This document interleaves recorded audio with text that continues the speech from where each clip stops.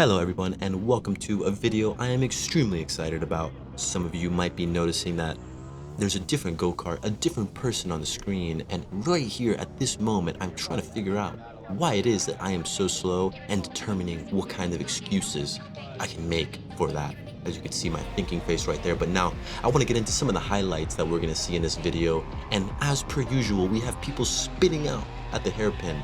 You can probably just about guarantee this, but just after the hairpin, we also have ourselves probably the most incredible overtaking zone right there that I never knew anything about, but you know, just some of those things that you learn when you step up in a class, as you can tell. Another thing that I learned is it can get a bit vicious out there. Something I hadn't experienced in the past before is a bit of a civil war here between fellow drivers here. So not what you want to see.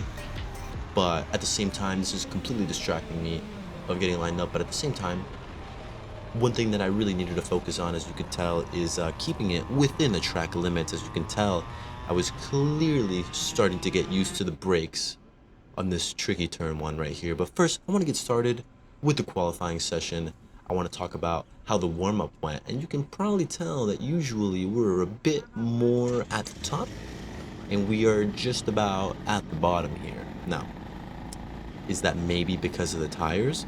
Well, we'll find out how slow I actually am now that we're getting into this qualifying session, which will be actually the first time that I ever drive this kart on a fresh set of tires. So we have just about maybe 15 seconds to figure this out, warm it up, take one lap, learn everything that we need to learn, and then improve on that on the second lap. So as you might see, normally on the 206, we scrub the tires off in the warm-up session, but with these KAs, you don't necessarily want to do that. These tires are a stickier compound, but that actually means that they drop off much faster.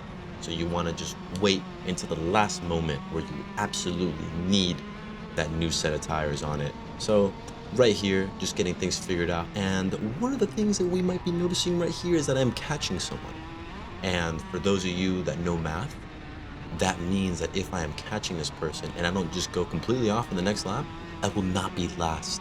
So he's going to check back, he's going to look, he's going to let us right by. It's going to throw me off a little bit, but I'm able to get back into the zone. I missed the apex just by a little bit, and let's talk through this lap and see what are the improvements I could have definitely made right here. So tucking in, but you're going to notice I let off pretty early through there, still trying to get a feel for that corner, trying to build up my confidence going into that tricky braking zone. Probably like the fastest you're approaching there, I don't know, 68 miles an hour, something like that, pretty quick. Now right here we're gonna get deep on the brakes, and we're also gonna miss the apex by a mile, but it's all right. We're gonna focus on that later, taking these curves a little bit iffy through there, but we're gonna see if we can maybe make up a little bit of time into this braking zone. Still trying to figure it out, but I think we braked just a bit too early there. Still trying to figure out the brakes. Now we're gonna tuck in and go drag race straight to the finish line, and let's see how we did. So we did better than 17th and better than second to last. So honestly, 13th place I'm pretty happy with, especially for the first time I've ever had those tires or everything like that. But let's see how we do in this race. And right from the start, we can tell that I had no idea how to get a race start in here, but we're gonna make some positions up right here. I guess make back some of the positions we've lost back into 14th place. Let's see if we can get a 13th place right there, settle it down right there. And this is the man right here you saw in the highlight video making the incredible overtakes. So we need to watch out for him and make sure he doesn't do any incredible overtakes on us as well, which he actually will right there. Kind of an evasive move. I guess that guy kind of like popped out of nowhere at the same time, but you know, taking the opportunity to show him what is good.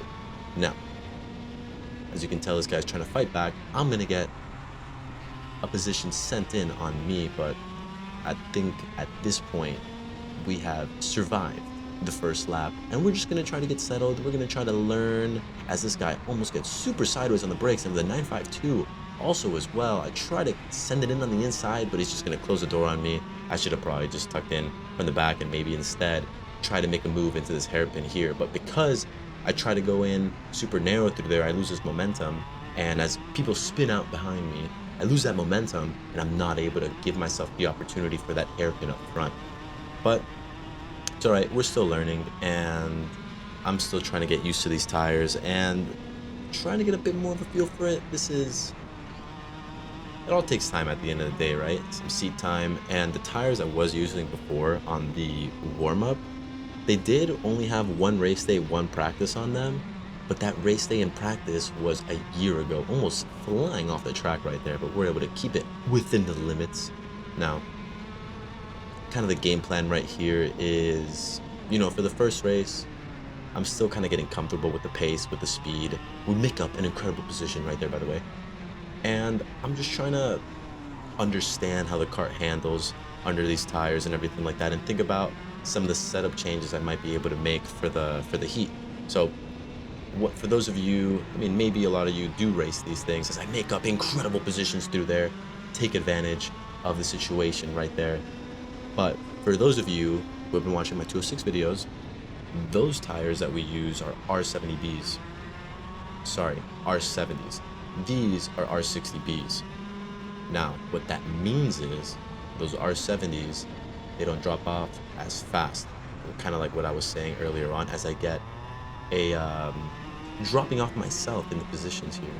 Now, as I was saying, that means that you don't necessarily need a fresh set of tires to make any setup changes or anything like that, because they kind of hold their lap times for a decent amount of time. Now, on these R60Bs, they start to drop off so much, and you don't want to set up your kart for tires that aren't optimal, because you might think, oh, I'm too loose on the rear end, or I'm getting understeer on the front end, but really what happens is that your tires are just shot, and it's not that your setup is actually bad. Now, one thing that I was feeling here was just a bit of understeer, especially coming into that last turn. So we're going to see what we can maybe do about that in this main race and see if we can find any little improvements in there. But right now, we need to focus on defending for our lives. We have the man behind us trying to make a move on us. We want to defend that 12th position. We have 11th and 10th right in front of us. I'm hoping that maybe if we just work together a little bit, we still have 4 more laps to go, we can maybe get ourselves a nice little top 10 finish. But as you can see here, we are pretty focused on fighting each other, and I am pretty focused on defending my position. So it doesn't seem like it's going to happen. They're kind of starting to pull away a little bit as we fast forward halfway through lap 9. We don't need to go defensive through there. It's way too far back. Kind of get a little bit sideways out of there. I kind of need to improve. That's probably one of the trickiest things about these KAs, is that the power band. So if I take that hairpin, which is the lowest speed corner through there, and I don't take it optimally, I risk kind of dropping down on that power band and getting a terrible exit out of there. So if I can really figure that out, there's a lot of time to gain through there. And what that's going to help is kind of put myself further away through the bus stops and after that straight. And it's going to give me the ability for someone to not just get into my slipstream and then make that overtake into the final turn. So just little things that we kind of need to pick up on, things that we just need to practice and understand what we're doing wrong. Another thing that I kind of wanted to start doing is those S's before that hairpin. Determine where to take the curb, where not to take the curb. I feel like sometimes if you take it wrong, it'll kind of get you sideways a little bit. And the last thing you want is to get sideways in one of these cars and just overheat the tires. Now, we are doing well at maintaining this final 12th position. We're going to see what we can do as we step in to the final 2 laps. And usually what we see here is this is when moves are being made. He's too far back right there. Oh, we actually have ourselves a free position. So we are now looking at potentially, there must have been an incident actually up front, because now we see 10th, 9th, and also 8th in front of us. So we're going to hope and pray that the man behind us is going to let us work together for this second half of the lap, and that everyone in front of us, we're going to take each other out just like we saw in turn 1, and we're going to make an incredible top 10 finish on our first race ever in a KA. But let's see what we can do here. He's thought about making a move. He's probably a bit too far back, didn't get enough acceleration. I don't get a good exit out of that turn, but he also pulls out a bit too early, kind of breaking some of the momentum that he had right there. So we're going to go a little bit defensive. We're going to get back on our racing line through here, try to keep it on the track. We do that exactly as we should. Now, there might be a move that's going to be made right there up in the hairpin. Let's see. We might be a bit too far back to benefit from it, but I'm also have to go defensive as well to cover for myself. And this is what I was talking about. You kind of break out of that power band because I took that very, very narrowly. And thankfully, I was able to kind of cover him off through the back because he also tried to go a bit narrow on me as well. But one of the things that you just kind of need to take and keep in mind. Now through here, I go very defensive. He stays very defensive behind me. I'm able to block him on the apex, so he's not able to get that move on me through the exit, and we get ourselves a nice little P11 finish, thanks to a few retirements, a few overtakes in the beginning, but at the end of the day, I'd say I'm pretty happy with the situation here. I'd say I'm pretty happy with, I guess my learning, right? I, for the first time ever, so let's maybe give everybody here a little bit of context. So what you saw in the beginning was just the first practice day. I actually was able to put in a decent amount of sessions in there, probably about 5-6 sessions, but each of them for about probably 20 laps, 20 minutes, 20 laps. And with that, I was able to get a decent amount of seat time. But as I was saying before, the tires were pretty old, so I didn't really have a good feeling of the kart's capabilities.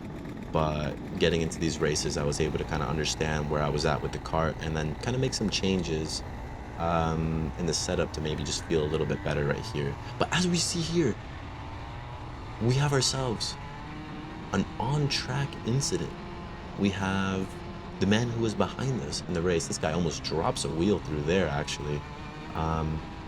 We have ourselves a bit of a fight. I guess my take on this is when you are swerving left and right, make sure you don't swerve into people. But also, if someone is swerving left and right in front of you, maybe give them the space to do the swerving on their own, without colliding into each other. Because there's one thing that's worse than taking yourself out in a race, and that is taking yourself out before the race even starts. You just look like a buffoon.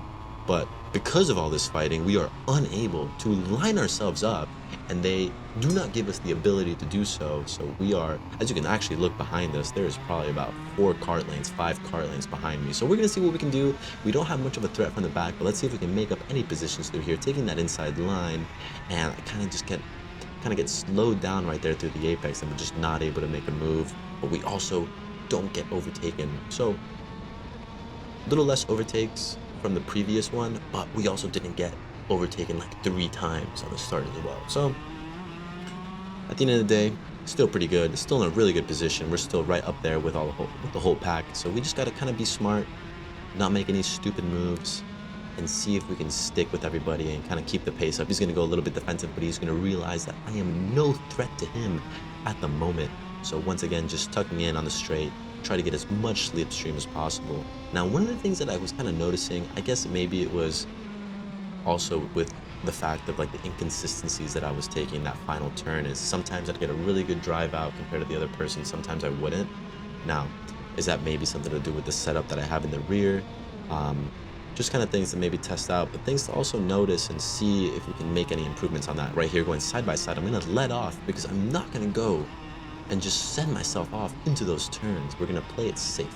We're going to play it safe and reasonable because we have ourselves a full race distance that we want to finish.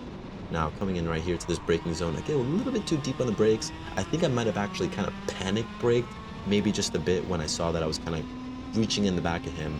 But the 952 gets a terrible exit. I'm able to get him on the brakes right here into turn 1, and we're able to make ourselves up into a top 10 position, exactly what we were striving for in the previous race.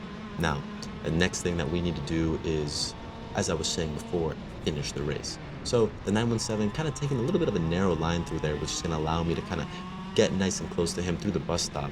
But you're probably going to see that right through here. Well, he actually gets it all messed up a little bit. But regardless, I still need to work on that super tricky section, trying to take the curbs the way that I should.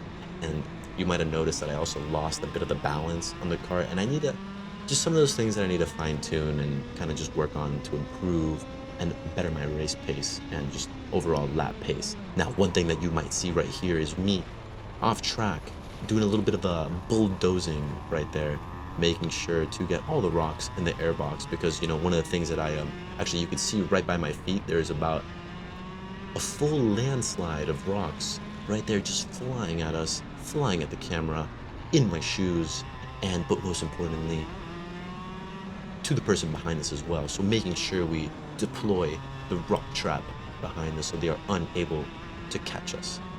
Now, as you can tell by the head shake, I was pretty disappointed with that. I mean, at the end of the day, I was feeling extremely good about where I was. I didn't really know what place I was in, but I knew that I was pretty much doing pretty well, especially for my first race. However, making mistakes like that, it's just not going to work. Let's see if we can maybe make ourselves up one more position, as which we do, up into P18. Now, probably not an ideal thing right here, as he actually is going to try to send it up the inside. But kind of what I was talking about a little bit earlier, I mean, you see it both on the four strokes as well, where you go super narrow, you lose that momentum. But specifically with these karts, if you go too far down on the rev range, it is just not going to work out. And another thing that we've seen before on the four strokes is you try to pull out too early after the bus stops, you're going to lose your momentum and you're not going to be able to make a move. However, we're going to make up for that as I actually kind of block up a little bit. I almost go into the side of him. I kind of put my hand out to apologize. I didn't mean to just almost sideswipe him right there, but at the end of the day, it's pretty good. We are up into P17. We have someone going extremely slowly through here, putting his hand up, but not moving to the side as he should. Absolutely being a total turtle on the racing line. Someone needs to get him out of there. But thankfully, no more incidents occurred, and we were able to finish in P16. And if you're wondering, that is one position faster than my original warm-up. So I guess we can say over the course of the full weekend, we gained one position, which is still an incredible result. But I mean, I guess besides that, besides, you know, the whole off-track incident, I still think it's a pretty good result. This class is regarded as, you know, one of the more competitive classes here at Tri-C. So just for me to be able to hang in there with the mid-pack, I mean, be relatively incident-free, I guess, regarding other karts and kind of starting to understand a little bit of that racecraft. I do know that one of the things I really need to improve on is kind of my comfort racing at those speeds, overtaking at those speeds, and making moves, like particularly in the hairpin. Things kind of just come a little bit quicker, but at the end of the day, a lot of things to improve, but I will leave you with some good news. This kart is now officially mine. We are racing it in round 6, which already happened actually, so I will be putting out another video for that. But yeah, maybe I might have touched on it before, but this is the kart that I'm hoping that'll take me, you know, to the next step with racing. You know, starting to, I mean, as we kind of talked about it a little bit in the video as well, now kind of starting to manage a little bit more tire wear, manage how much sliding you're doing, like the overheating on the tires. Another thing is just the brake feel, right? Coming in quicker, and you need to maximize, you know, your ability to find, you know, maximum brake pressure without locking up or anything like that, right? And at the end of the day, it's just a new platform to learn. The speeds are faster, and this is just going to help me develop as a driver. So at the end of the day, just super excited for what's to come. I'm going to try and actually do both 206 and the KA for the rest of the season, and then moving into the following season, probably just fully focus on the KA, and just see where it goes. And if you really enjoyed this video because I went off track, please let me know, and I will try to do more of that.